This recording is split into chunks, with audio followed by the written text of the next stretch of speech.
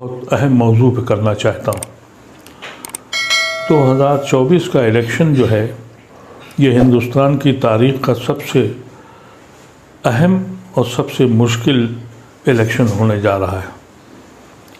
1952 के इलेक्शन के बाद मैं समझता हूँ ये 24 का इलेक्शन है जो इस हिंदुस्तान की तारीख़ लिखेगा।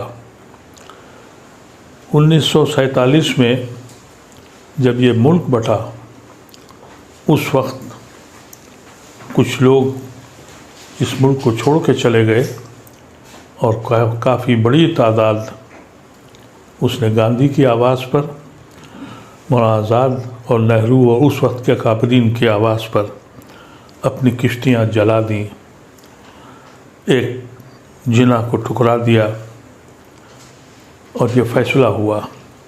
जो कैफियत 1947 में मुसलमानों की थी, आज 2024 में हम वहीं खड़े हैं। उस वक्त के काबरीन ने एक राय दी कि भाई तुम यहाँ आके रहो, हम साझी विरासत में रहेंगे। सन 52 का जो पहला इलेक्शन हुआ, नेहरू ने रेफरेंडम लिया कि इस मुल्क में सेकुलर हुकूमत रहेगी या हिंदू स्टेट बनेगी। उस वक्त की आवाम ने यह फ़ैसला किया और हिंदुस्तान के मुसलमानों को भी मसर्रत हुई कि उनका फ़ैसला सही था। हम मुसलमानों ने चाँद और सितारों की तमन्ना नहीं की थी, हमने सिर्फ यही चाहा था कि हम इज़्ज़त के साथ अपने भाइयों के साथ रहें। पिछले 10 साल से जो कुछ हो रहा है उससे इस मुल्क का किसान हो, मज़दूर हो और कारीगर हो, हर तबका फ़िक्रमंद और परेशान है। और बिलख़ुसूस मुसलमानों के लिए अब फ़ैसला करना है कि उनकी ज़िंदगी कैसे गुजरेगी। आपको इसमें एक हक़ाइक़ बताना चाहता हूँ। हमारी बर्बादी के बायस में हम खुद शरीक हैं। अगर आप हिंदुस्तान के तज़किया करिए तो 84 पार्लियामेंट्री सीटें ऐसी हैं जहां मुसलमान जिता सकता है या हरा सकता है। उसमें से 72 सीटें बीजेपी के पास हैं। 80% स्ट्राइक रेट बीजेपी का मुस्लिम कॉन्स्टिट्यूंसीज़ में है। किसको इल्ज़ाम दें? कभी सोचा है आपने? उसके बाद दूसरी स्ट्राइक रेट बीजेपी की उन स्टेट सीटों पर है जो रिज़र्व सीटें हैं। तो आज भी एक तबका है गैर मुस्लिमों का जो आपके साथ खड़ा है। ये जो गठबंधन हुआ उसकी वजह से हमारे पास सिर्फ 2 ऑप्शन रह गए। एक ऑप्शन ये है कि अगर हमें इस मुल्क को बचाना है और इस मुल्क से हमारा ताल्लुक़ यहाँ के आइन और संविधान से है, एक तबका खड़ा हुआ है कि हम संविधान बना बचाएंगे और दूसरा तबका ये कहता है कि हम संविधान बदलेंगे। इसमें हमारा क्या रोल है, इसको सोचने की ज़रूरत है। आजकल तरह तरीक़े की चीज़ें आ रही हैं। मैंने देखा कि कुछ लोग मुसलमान इतना परेशान हो चुका है कि उसे मालूम है कि उसकी दरगाहें, उसकी खानकाहें, उसकी मसाजिदें, उसके कब्रिस्तान रोज़ छीने जा रहे हैं।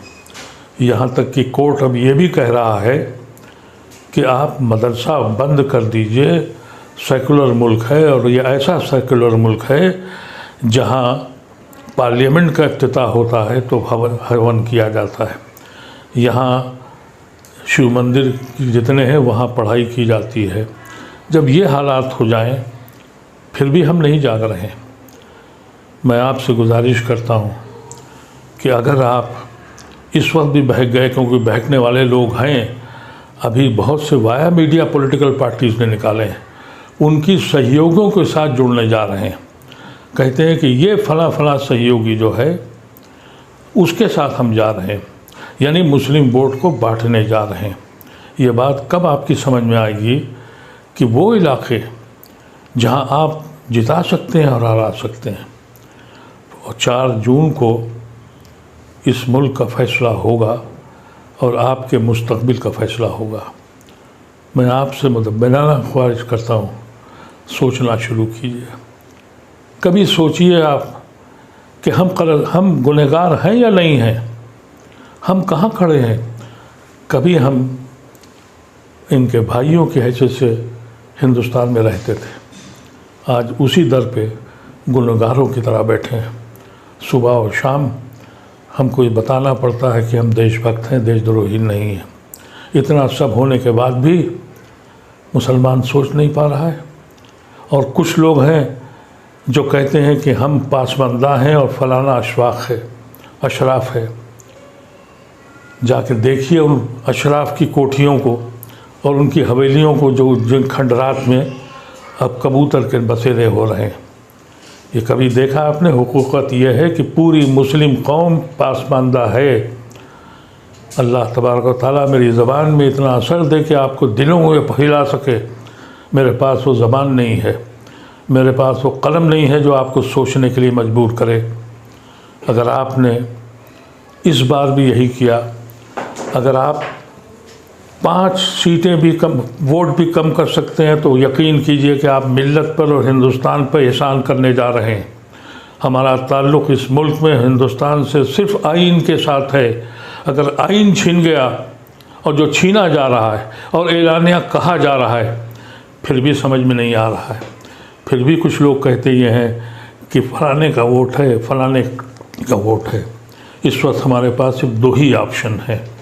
एक ऑप्शन ये है कि हम उन लोगों के साथ जाएं जिन्होंने आइन को बचाने की कोशिश की है, और उन लोगों की मुखालफत करें जिन्होंने हमें धोखा दिया है और जिन्होंने अपने मकसद के तहत जाके NDA के साथ गए हैं।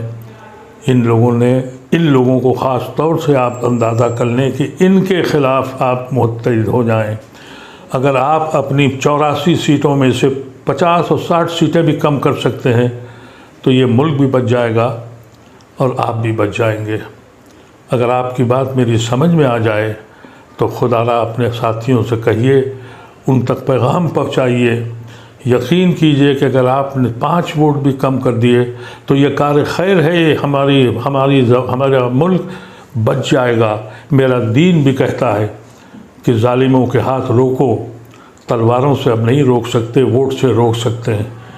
एक जालिम जिन्होंने इस मुल्क को, ज़मीन को जहन्नुम बना दिया, और हम अपने घरों पर बैठे हुए हैं। अब बैठने की ज़रूरत नहीं है। अब सिर्फ ये फ़ैसला कीजिए, कोई हो, अगर ये जीत गए तो जो लोग आपके साथ हैं ये भी हमको किस्मत के हवाले करके छोड़ जाएंगे। कितने छोड़ गए, कुछ तो दौलत की लालच में, कुछ खौफ की लालच में।